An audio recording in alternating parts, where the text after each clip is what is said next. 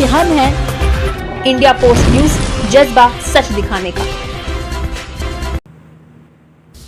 Corona महामारी की इस कठिन घड़ी में ग्राम प्रधान की कुशल कार्यशैली से गांव में खुशहाली की लहर है।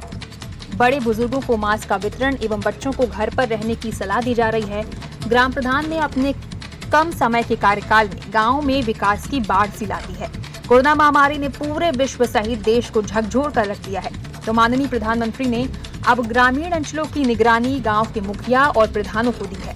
वहीं कोरोना महामारी की इस घड़ी में ग्राम प्रधान अपने गांव के लोगों को इस कोरोना वायरस संक्रमण से बचाने के लिए पूरी ताकत के साथ लगे हुए हैं। गांव की सूरत हाल का जायजा लेने पहुंचे इंडिया पोस्ट न्यूज टीम को ग्राम प्रधान ने बताया कि शासन द्वारा सभी दिशा निर्देशों का पालन कराया जा रहा है।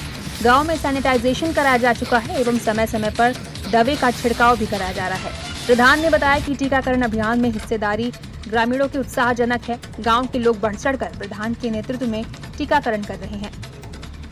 टीकाकरण हेतु अब तक ग्राम सभा में कई बार कैंप का आयोजन भी किया जा चुका है एवं आवश्यकता पड़ने पर आगे भी कैंप लगाए जाएंगे। गांव के जरूरतमंद गरीब असहाय लोगों को उनकी जरूरतों के अनुसार मदद भी की जाती है। ग्राम प्रधान की कुशल कार्यशैली से संपूर्ण गांव में उनकी भूरी भूरी प्रशंसा हो रही है। ग्राम सभा में कितनी बार लहर दौड़ रही है। कैंप लगवा चुके हैं? कैंप लगभग हमारे गांव में 8 बार लग चुका है। 8 बार? हाँ। अच्छा। ये मान के चलिए आपकी लगभग 95% हमारे यहाँ वैक्सीनेशन हो गया है। क्योंकि अभी हाल में आपको बताएं, शुरू में जब पहला वैक्सीनेशन लगा तो इतनी भीड़ हो गई कि वैक्सीन लगाने के लिए मतलब हमें मजबूरन हम वहाँ गेट पे खड़े थे। एनम सिस्टर जो आई थी वो मतलब बहुत हुई कि प्रधान जी आप बहुत मेहनत करें। हम कहा मैडम हमारा दायित्व है बिल्कुल मेहनत करना। फिर लोगों को जैसे तैसे करके समझा बुझा के वैक्सीनेशन कराया। हमने समझा कि हम जब तक सबको वैक्सीन नहीं लगेगी तब तक वैक्सीनेशन कराएंगे, कैंप लगवाएंगे। आपके यहाँ 90-95% लोगों को वैक्सीन लग चुका है। इसके पहले एक अफवाह उड़ रही थी कि वैक्सीन से लोग को ख़त्म हो जाते थे, ऐसा हो जाता था वैसा। तो आपके ग्राम सभा में 95% लोगों को वैक्सीन लग गया, तो क्या वो जो अफवाहें थी उसमें क्या कैसा है? उसमें नहीं, वो अफवाहें बिल्कुल मिथ्या थी हमारे विचार से। क्योंकि हमारे ग्राम सभा में इतनी वैक्सीनेशन हुई है और अभी तक किसी को कोई समस्या नहीं हुई है। आपके यहाँ एक निगरानी समिति बनी होगी? हाँ। उनका अभी तक क्या कार्य हुआ? वो लोग क्या निगरानी समिति की देखिए, इसमें कोविड के विषय में बहुत बड़ी अहम भूमिका रही है। हमारे गांव में तो छोड़ दिए, हर गांव में ग्राम सभा बनी है। अगर जो उसके दरमियान उसका अनुपालन करते हुए कार्य किया है, बहुत सफल रहा है। जैसे कि हम लोगों ने आंगनवाड़ी कार्यकर्ती, हमारे आशा कार्यकर्ती हैं, सभी लोग, हम सचिव एनम, हाँ, और सेक्टर मजिस्ट्रेट जी आया करते थे, क्या नाम है उनका ध्यान नहीं आ रहा है। तो सभी लोग बैठ के मीटिंग करते थे। मीटिंग के दरमियान अपना भी विचार करके कि हमें इस ढंग से गांव को, जनता को समझाना है। हाँ, उसी के हिसाब से जाके घर घर जाके लोगों को हम लोग प्रेरित कर रहे थे, उनको जागृत कर रहे थे कि मास्क लगाइए, 2 गज की दूरी रखिए, वैक्सीनेशन कराइए। तब जाके लोगों ने वैक्सीनेशन शुरू कराया। चुनाव जो लड़ा जाता है विकास के नाम पर, देखा जाए तो गांव का विकास बहुत कम होता है, प्रधान का विकास बहुत ज़्यादा होता है। तो इसके बारे में क्या कहेंगे आप? देखिए, अब भाई दूसरे का तो हम नहीं कहेंगे, लेकिन हम जब से प्रधान बने हैं, जब से शपथ लिए हैं, खाता हमारा खुला है। उसके बाद प्रथम कार्य हमने अपना पंचायत भवन पे रखा।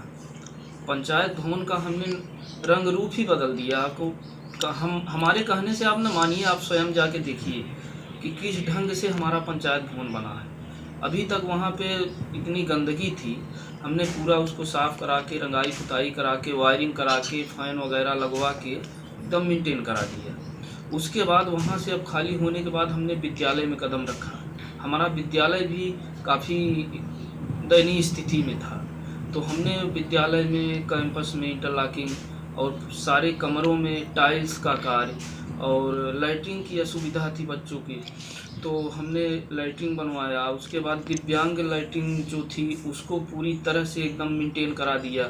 हाँ, यहाँ तक कि आपने देखा होगा कि बीओ सर ने आके हमको सम्मानित भी किया इस कार्य के लिए कि जो काम प्रधान जी आज 15-20 साल में नहीं हुआ, उसको आपने 2 महीने में कर दिखाया।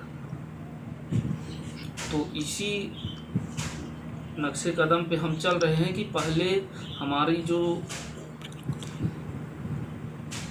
सामाजिक संपत्तियां हैं, जैसे कि पंचायत भवन, विद्यालय हो गया, सामुदायिक शौचालय हो गया, हाँ, तो अब जैसे कि ये विद्यालय में हमने इतना काम करा दिया, अब यहाँ से काम खाली होगा तो हम जस्ट तिवरिया कला में जाएंगे। उस विद्यालय पे भी कुछ काम हुआ है, वहाँ पे काफ़ी काम हुआ है, थोड़ा ही बहुत काम बाकी है, जैसे सोख्ता गड्ढा नहीं बना है, हैंड वाश नहीं बना है, तो बच्चों का सुविधा हो रही। तो हम यहाँ से काम ख़त्म करने के बाद जस्ट वहाँ जाके भी पूरा काम फाइनल कराएंगे। उसके बाद फिर गांव का काम हम 5 साल निरंतर करते रहेंगे।